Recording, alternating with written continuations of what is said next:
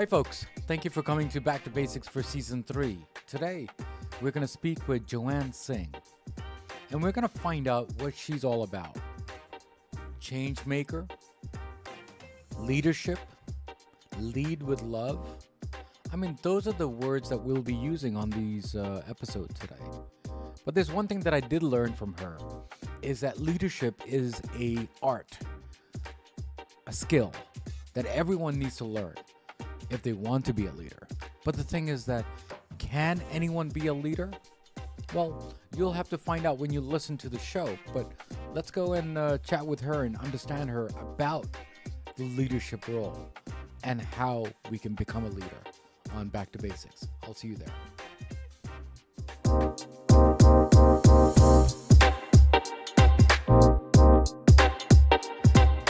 Hi, folks. My name is Girish, the host for Back to Basics, another Back to Basics for another week for Season 3.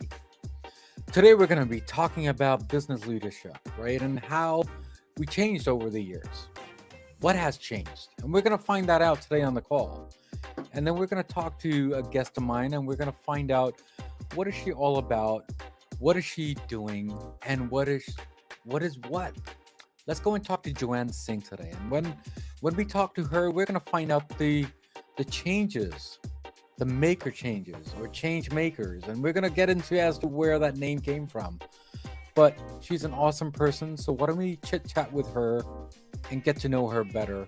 And let's invite her over. So Joanne, how are you? And thanks for coming to Back to Basics. Great. Thank you. And thank you for having me. Yeah, absolutely. Thank you again. Well, thank you for coming on Back to Basics. So let me ask you this before we get into the details of the topic today. What does Back to Mhm. Basics mean to you? To me, it means coming back, like literally back to basics, coming back to the foundational principles. I think in life we've overcomplicated a lot of things, and um, ultimately, I actually think life is quite simple. And I Okay. know that might not seem that might not be well received by people because it doesn't feel simple. And I like to say simple doesn't mean easy. And, Hmm. I think ultimately because we know it's hard, we overcomplicate things. So I like to come back to like first principles, like what do you ultimately want?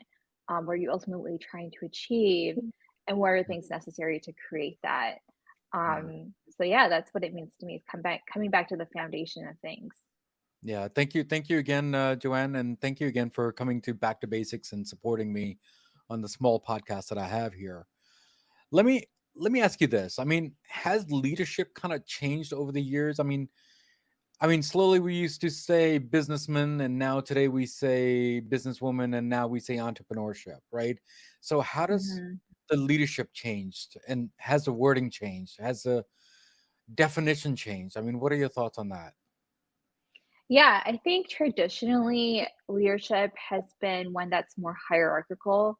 Hmm. And, I think leadership and management were very commingled, whereas today we really separate and delineate the difference between a manager and a leader. And I think what we're seeing today, especially over the last couple of years, is just um, the bridging of personal and professional and seeing that we're one human being no matter where we are in our life. And so the way I view leadership is leading from within and leading with your whole self. And I think that is the direction leadership is going and it needs to go. And I think that's where some leaders are struggling today, especially around matters of like employee, like attracting great employees and retaining great employees. Employees want that. They want to feel like they can show up to work as their whole Hmm. selves.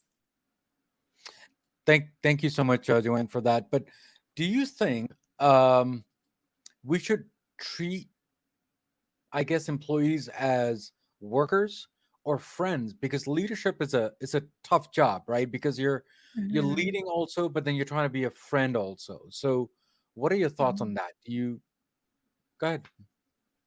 Yeah, I think they're employees, they're not friends. And I think it's a matter of drawing boundaries around the relationship and establishing that the relationship has a purpose, right? If you're working for a company or an organization, you're there for a reason. You're there because you have a talent that can further the mission, further the organizational goals or the business goals. And so it's contractual. Whereas in a typical friendship, like your friendship, I don't think should be contractual. So I think that's one thing that's very different than, employee versus friendship. Where I see it shifting is that, expanding that definition of an employee, and as an employer, getting to know your employee within the bounds that, feels safe for that person to share, right? Getting to know them on a more genuine level, like what are their interests? What are their goals in life? What are things that excite them? Where do they feel challenged? Because ultimately, that is what's going to help that person flourish. Like as a leader, as a supervisor, as a manager, you want that person to thrive in their job. And that means getting to know them at a personal level. And I Mm, think where people struggle is that they they do fall into that friends category, mm, and they then end up in a situation where they can't have difficult conversations. So mm. they're afraid to say, these are things that you committed to that you did not fulfill on, or there's a gap in your performance, or there's an area that I think we need to work on. And so there's a need to be able to create trust, and at the same time have the container around the relationship so that it's clear that there's, you are there to do a job, and Mm. you are to be accountable to that job that you're there to Yeah, do. yeah. Joanne, thank you again for that. But do you think, from what I'm hearing, is I think put the emotions on the side and talk to them as human beings and understand that where they're lagging or where they need to improve on. Is that the right approach, do you think? Yeah, and I would say putting your own emotions aside, and it's your own when I say emotions, it's your own resistance to having the Right. conversation.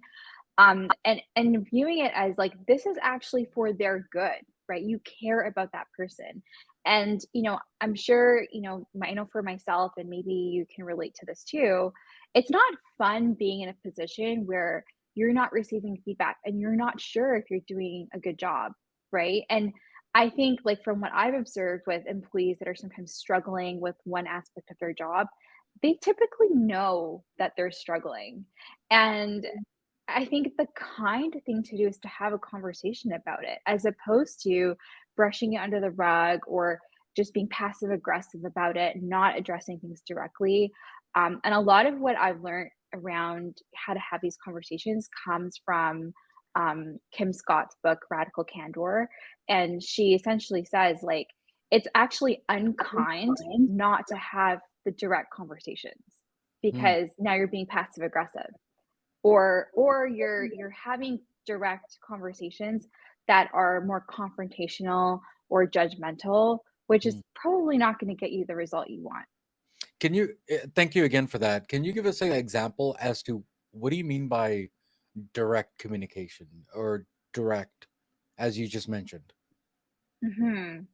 So I think it starts with, um, I'm thinking of a situation where something didn't go the way I planned it to go with a team. Okay. And, we start by saying, this is what the intention was, right? Our intention was to get this report done by X date. And then you state the facts, like, well, this didn't happen, right? The report was not delivered on that date. Mm, So we're stating the facts, like, we're not blaming anyone, but we are stating that the intention was not fulfilled. mm, And then we move into a conversation as to what happened. What were the things that occurred that that should have taken place or didn't go according to the plan? And where were the balls dropped? And mm, having people step up and take ownership, but not from a blamey way. And I think this is where a lot of leaders struggle because they're afraid to blame the person, so they just avoid the conversation altogether. So I like to say, like, let's stick to the facts, let's stick to what happened, and actually remove the humans out of it. Like, let's talk about events that occurred, and mm. then say, like, who was responsible for this, right? And what happened?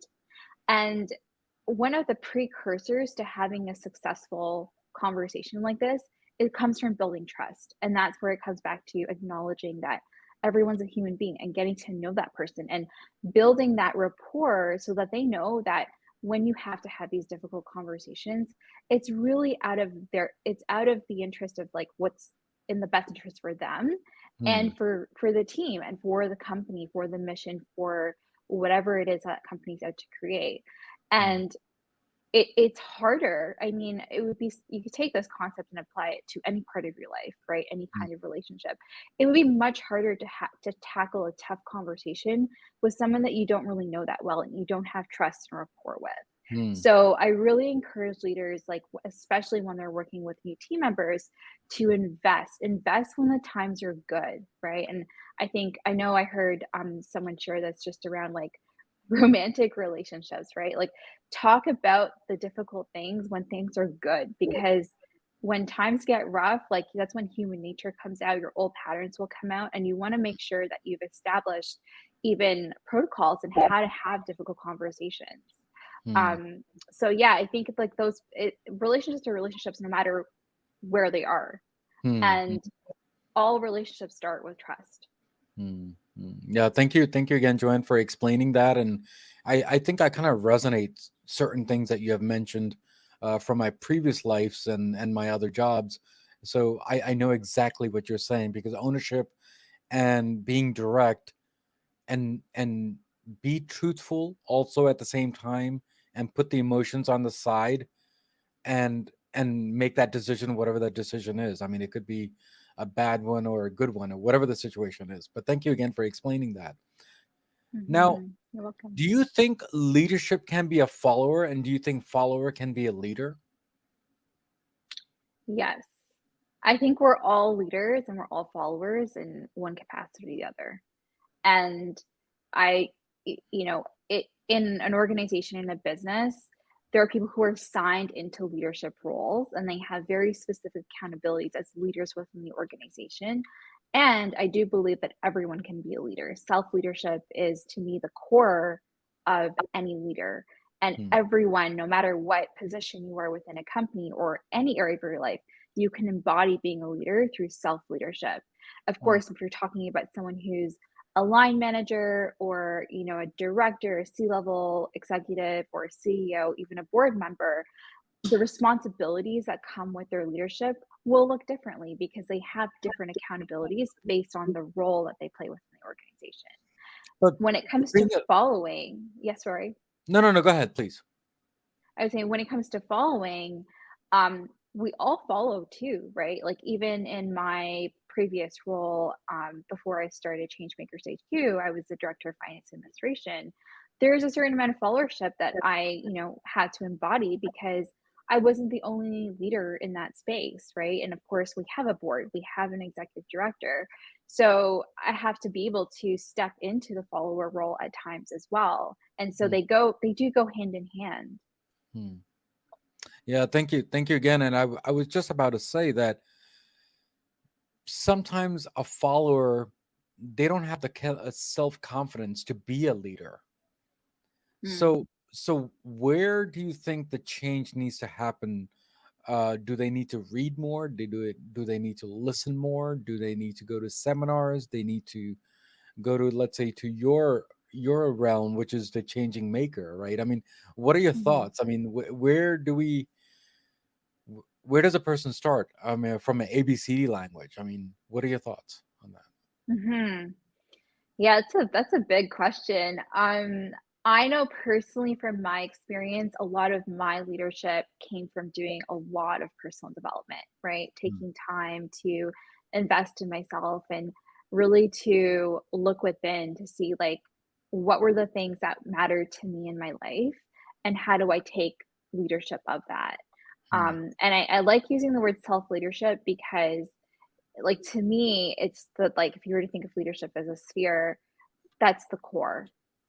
Is it in my opinion, if you can't lead yourself, why would anyone follow you? Like mm, that's my opinion.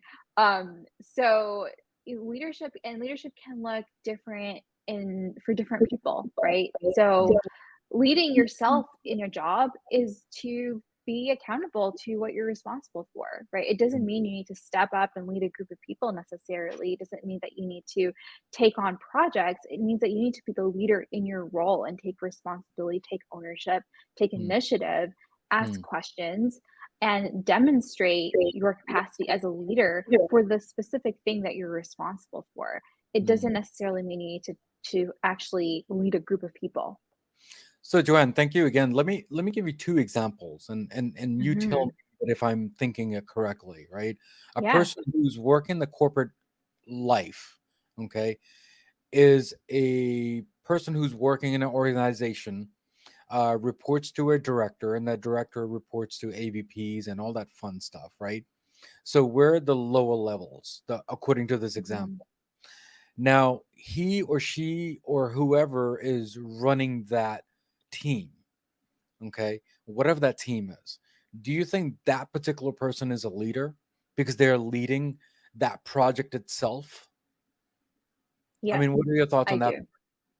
I do. Yeah, because unlike a manager, a leader is not necessarily like being a leader is not tied to job description, right? Leadership essentially means that you're leading an initiative or a group of people, and you've created a following, and people have to follow you in order to create success for that project or Mm, within that team. mm, And so I know in my work life, I've had examples of people who are not necessarily in leadership positions, but they were tasked with leading a working group or leading a particular initiative. And, for this to be successful, there needed to be someone who took ownership of it and who was responsible for keeping the group and working in a cohesive format and moving towards the goal.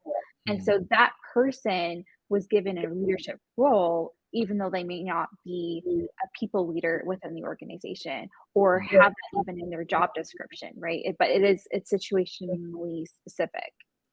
Yeah, thank you again, and thank you for explaining that because a lot of people they think when they say leadership or someone says leadership, the first thing comes in my mind or their minds is AVPs and directors and everyone else. But Mm, they don't mm. realize that you in an organization or you in a project management, you can also be a leader, also at the same Yes. time. So I think the thought Yeah. process, or I think the rewiring of the mind needs to change a little. The other Yeah. example I wanted to ask you as an entrepreneur, when you're leading, well, I'm going to step back a little and say instead of leading, I should say running my company and running whatever the company is that you're running. Um, can an entrepreneur be a leadership also, a leader and leading their company? I mean, it could be successful, not successful. That's a separate story altogether. But leading a team or moving the team into the right direction. So, what are your thoughts on that? Yeah, I say yes, because even if you don't have a team, you're a leader for the business, right? To me, I guess another way to frame it is like a leader is someone who can influence the outcome. And so you as a business owner, even if it's just yourself, you have an outcome that you want to achieve, right? And you're serving people too as an entrepreneur, as a business owner. So you have to be able to lead your clients or lead your customers, right? You want to get them to a certain outcome. You Mm, need to be able to influence the market, right? mm, You need to be mm, able to, whether you're a thought leader or someone who creates and wants people to buy into your ideas, you're still leading. And mm, so it's like I just don't see it as something that's separate. I genuinely believe that everyone has the capacity to lead. And for people who may not see themselves as leaders, but our parents, like parents are leaders too, right? They have to mm, lead their children, they need to influence their children all the time. People mm, are influencing other people in the world all the time in all different types of communities within whether it's like through their religious affiliations or sports or anything like that. Like people take on leadership roles all the time. It's not just like you said, the AVPs or the C-suite leaders. Like has very little to do with the positions and mm. more to be with who you are as a person. Yeah, yeah. Thank you again for being a sport and answering those questions. Let me. There's a new segment that we have started on Back to Basics for season three, and which is the rapid fire for season three. So if Yeah. I'm going to give you some questions or maybe words, whatever comes in your mind, just go with that. I mean, it could be anything related to business, leadership, or anything really. The first Hmm. word is going to be leader versus employees? Ownership. Okay. Communications, Direct. emotional, Human being. struggles, Resilience. under the rug, Hmm. Passive aggressive. okay. Direct, Honest. ownership, Responsibility. trust, Relationships. invest, Grow. self leadership, Hmm. Personal power. hmm, outcome, Result. Joanne Singh, A leader. and back to basics. First principles. Cool. Thank you so much for being a sport and playing that, rapid fire for season 3. I That hope was fun. that was okay. So, cool. Thank you. Yeah. Let me ask you this, and I'll ask you the last question for the evening too. So, is there any books that you're reading which is related to leadership, or any book that you think that it's making you better as a person, or making Joanne as a better person? Yeah. So my the book I'm reading right now is called The Trillion Dollar Coach. Okay. And it's about Bill Campbell, who was a coach and a very famous coach in Silicon Valley. And he talks a lot about just his approach to coaching and his approach to leadership, and how many of the Silicon Valley companies that we are all aware of, how they adapted his principles and just saw great success in terms of like becoming who they are as companies today. Hmm. And my absolute favorite leadership book is the one that I mentioned earlier, A Radical Candor by Kim Scott. It's like the number one book I recommend to leaders who are really trying to cultivate a culture where they can have honest conversations and do it from a very human-centered way that's filled with kindness and love, and still move everyone towards the results that, individually and collectively they want. Thank you again, Joanne. And I'm gonna go and start reading those books, or even just connect with that book and see what that book is all about. So then I can start exercising my leadership on my side too. So thank you again Yeah, for that. you're welcome. Joanne, this word that we've been using many, many times in the last, maybe, I don't know, 5 to 6, 7 years now. The word is diversity. Do you think it's Mm. overworded now, and it gone over, or do you think that this is the right moment to talk about diversity? Yeah, it's interesting because, to me, the world is diverse. So it's kind of ironic that we have to talk about it, right? Like naturally, the world, like life is diverse, nature is diverse. Hmm. And at the same time, the reality is that we look at certain workplaces or particular groups of people, in particular, executive leadership or people who are in supervisory positions, and you see a lack of diversity from a racial standpoint or from a gender standpoint or just many other aspects of diversity that physical or like non-physical differences. And so on one hand, I feel like we shouldn't have to, but the reality is we have to talk about it, because what other word are we supposed to use to address the reality that many organizations within the quote unquote top Hmm. are drastically different than, like, from that lens than the other aspects of the organization or the communities or their clients that they serve, right? There's a Hmm. representation issue within many, many corporate cultures. Hmm. And so it feels unfortunate that we have to use that word. And I do think it because it's used very often. I understand why you're asking this question, because I find that in any situation where we start to overuse a word, it starts to lose its meaning, and Mm, then it just somehow loses its power. Um, but I still think it's very important. I do think it's a word that we have to use until mm, we get to the point where we feel like there's fair representation across all aspects of business and organizations. mm. Yeah, thank you again, because this word has been going on for years, right? And the way I look at it, and this is just my observation, so whoever's listening here, please be mindful. This is just my opinion.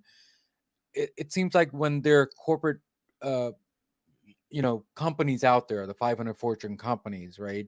They just take a check mark and saying, "Okay, I talked about Yeah. it," Yeah. versus doing about it. So I think it's the same thing or a similar thing as when we used to talk about racism and race before, and now we change the word to diversity to make things better or things more. I don't know. What are your thoughts on that? Yeah, and it's not about checking the boxes, right? And I think I've seen some movement away from that, especially like I worked in the nonprofit world. So I find nonprofits tend to be a bit more connected to values than, your traditional for-profit business. Mm, Um, and at the same time, I think there's been movement, there's been progress. There's still a lot of work to do, right? Especially for like the bigger companies, mm, because it's not about checking a box. It's about really looking at what are the systemic barriers that prevent people who are very qualified for those positions to mm, getting into those seats, right? And what are the biases that exist that someone's not aware of in their hiring processes that's actually stopping those people from reaching those seats? Because it's not about handouts or anything like that. It's about getting the best qualified person. mm, But the reality is that we know that there's qualified people in Black communities, Indigenous communities, people of color, in some companies. Like I think I mentioned Silicon Valley. Like we all know that there's a diversity challenge in that sector, particularly with those people for those racial backgrounds, but also like amongst women, right? And mm, so, mm, and those are just two aspects of diversity. There's many other aspects. So I want to be clear about that too. mm, And there are barriers to entry, right? And mm, so mm, that takes some um, serious work. It's not checking a box. It's about rolling up your sleeves and bringing in the right experts to help you see what you don't see.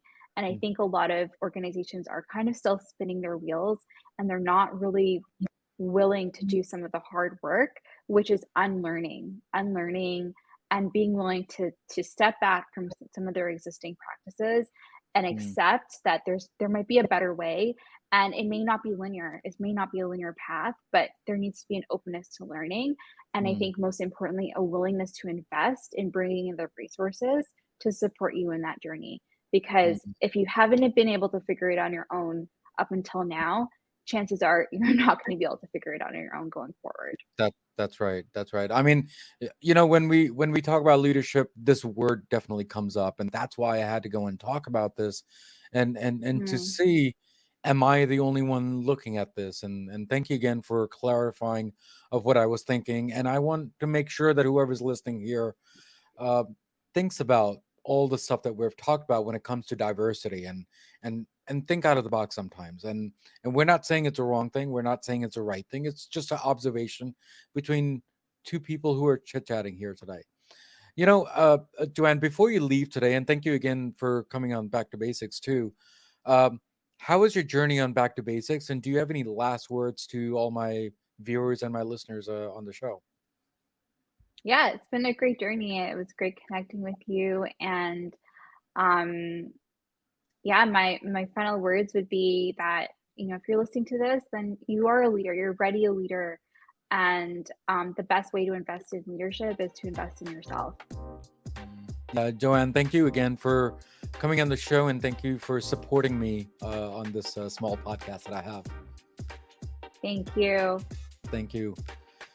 So, guys, we spoke with Joanne today, and we talked about leadership, didn't we? And we talked about that there's no right and wrong answers. It's just observations and learning from each other. And she's been doing this for a while, and so have I.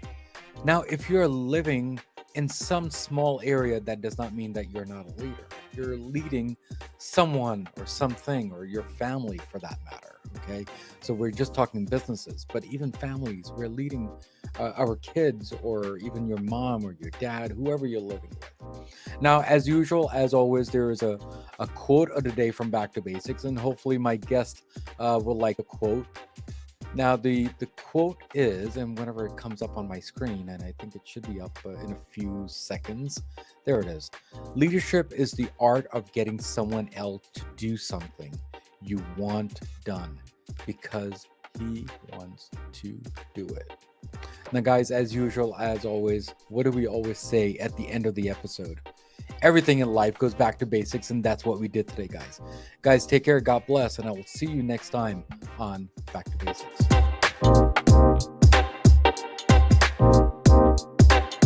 Okay, I felt okay. I was a little nervous coming in, but yeah, we dropped into being present.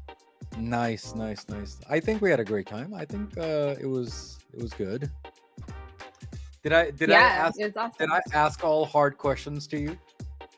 You asked some hard questions. Yeah, made me really think. And I found the rapid fires to be, I've listened to a lot of podcasts. I've listened to so many rapid fires, but I've never been on the other side of receiving it. So I was like, Yeah, so guys, thank you again for tuning in to Back to Basics and listening to the excellent episode that we had today with our guest. With your love and support, we do need you to at least rate our show, review our show, because it does make us stronger day by day, week by week, as I usually say on my episodes. And there are 3 things in this episode that it makes a hit for me, which is the content, the guest, and definitely the host. So guys, take care, God bless, and remember, everything in life goes back to basics, and that's what we did today, guys. Guys, take care, God bless, and see you next time on Back to Basics.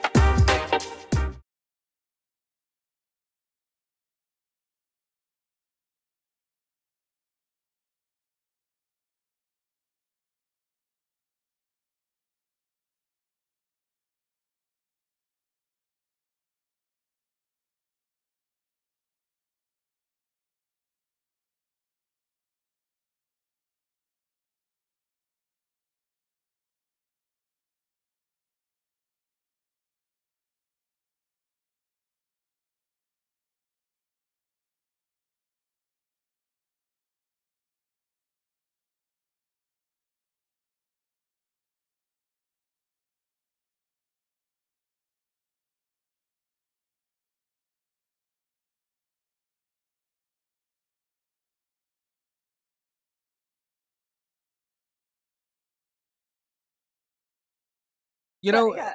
it took me a while, and I said, let me do a rapid fire this year. Mhm. But I just didn't know how to do it. I've seen other people do it. I meant by, where the hell do I get these words from? And then I realized that, you know what? While they're speaking and those key words, let's put that into the rapid fire. Right. Yeah. Yeah. And if you noticed, you said under the rug, and I put that in there. Yeah. So Yeah. I figured that out like partway through. I was like, oh, these are the words that I used. yeah, exactly. So I should have put diversity in there too, by the way. So I'm kidding. But honestly, this is just me. But I think that word is overused. That's just me. Yeah. I think there's a lot. It's like, um, it's lost its power, and I think in general, there's a lot of, like, things that are being overused because it's become so popular and sort of watered down through the popularity. Like, one of the ones that I think about is, like, the Great Resignation, like, that was overused, and it somehow lost its meaning, and people started using it for context that, like, it really was not ever intended to. It was so far removed from what it really was. Mm. And then I know there's been, like, right now in the last little while, like, the term quiet quitting, and, like, similarly, like it's being used out of context because it's been so popularized and like Mm, overly simplified. So I yeah. think this is what happens. Like on one hand, when things become popular, it's great because that means people are talking about it. But Mm, often when things become popular, they become like overly simplified. mm, And then that somehow translates to things being used out of context, right? And that's I've right. been in rooms where like people people are like, well, we're diverse because we all have different points of views. And I'm like, you totally missed the point, right? Like, if you are all like 50-year-old white people who are saying that, like, you have missed the point. Like, that is not the kind of diversity we're talking about, Yeah, right? yeah, yeah, yeah, So, yeah, but it's like I've yeah. literally had that experience. So You know, it's just interesting. someone actually made a point few months ago, and it stuck in my head for a while now. If you noticed, most of the Americans, the white Americans, okay, Mm, um, they go to get their DNA test to say where their ancestors are. Now, mhm, mhm, now the question is, why do you need to do that if you know that you are white American and you are from the mhm, States? mhm, Now, the end result came out that the most of them are from Europe, or some of them way far away. So, mhm. does that does that mean that everyone is diverse? Right. Yeah, and that's what I mean, the context of the conversation around diversity matters because we are all individually unique, right? And And so now in coming times, and sorry to interrupt you, in yeah, coming times, your kids are going to be diverse too anyway, because now you're having mixed marriages everywhere. So exactly, so that's one. exactly. I Yeah, mean, it's going to be diverse no matter what you do, right? So that's why I feel yeah, that it's kind of overworded. That's just me. yeah, yeah, no, it's and that's where, like, people have gotten, like, more specific around, like, the conversation around, like, anti-racism and, like, specifically anti-Black racism, like, they're calling it out to say, like, there is something very specific that is in existence that was sort of invisible that's creating the barriers, right? There's a reason why when we look at corporate leadership, we just don't see a lot of people who are Black or who are Indigenous and like or people of color. And it's like it's not like there aren't qualified people out there. So what's happening, right? Like Yeah, what's yeah, going on? How are these people who are in those positions? How did they get those jobs? So it's like it has been overplayed, and because it's become a checkbox, it's easy for companies to just say, "Oh, yes, we're diverse and we're hiring. These are hiring practices that show that."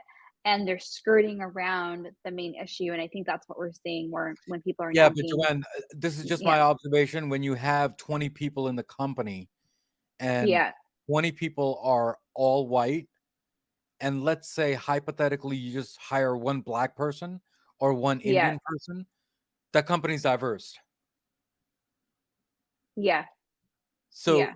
so then where's that thought process on diversity? I mean, that's we can go on this, but it's a overly used word, honestly.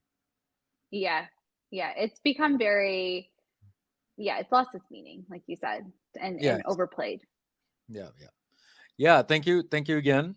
And I love the debate towards the end of it, because this topic I can talk for hours. There was this one girl that I recorded on season 2. Her book was called Talk About Racism. Mm, Oh, Talk About Race. Sorry about that. mm, So Talk mm. About Race, and amazing book, by the way. I read the book, and it should be read. I feel. I'll check it out. March 28th will be the day that your episode will be released. Okay. Um, so you are kind of all set to go.